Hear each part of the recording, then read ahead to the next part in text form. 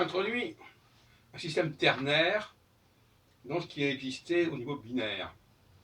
On distinguait normalement entre le signifiant et le signifié, et entre le participe présent et le participe passé. Et j'introduis la notion, un troisième facteur, qu'on retrouve d'ailleurs en anglais, c'est tout ce qui est en BLE. En BLE. Possible, impossible, capable, incapable. Et cet élément-là semble avoir été négligé par les linguistes jusqu'à présent, sauf erreur, parce que je ne connais pas la totalité de ce qui a pu être publié à ce sujet. Voilà. Et nous avons donc, au niveau grammatical, et également sur le plan sémantique, trois niveaux. Le niveau de l'habilitation, en quelque sorte, la capacité à être capable, le fait d'être capable de quelque chose, ce qui donne le mot français, le suffixe able en français, ou bleu, ible en français, qui se retrouve d'ailleurs en anglais, mais aussi bien sûr dans d'autres langues latines.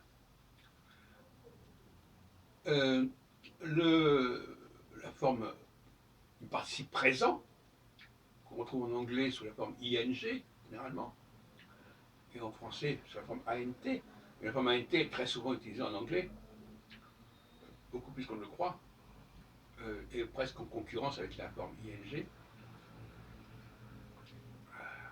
Et puis le participe passé, qui en anglais est en ed, mais qui vient du français, puisqu'en ancien français on écrivait ed et non pas e accent aigu, et dans d'autres conjugaisons françaises, on a le it comme il a écrit. Et ça correspond effectivement à une problématique très intéressante, à savoir, que je pourrais résumer en disant, il y a beaucoup d'appelés et peu d'élus, et avant, pour qu'un objet puisse être assigné à une activité, il faut qu'il ait déjà un certain profil. C'est cette habilité dont il s'agit là. Mais cette habilité n'est pas une condition suffisante, mais une condition nécessaire.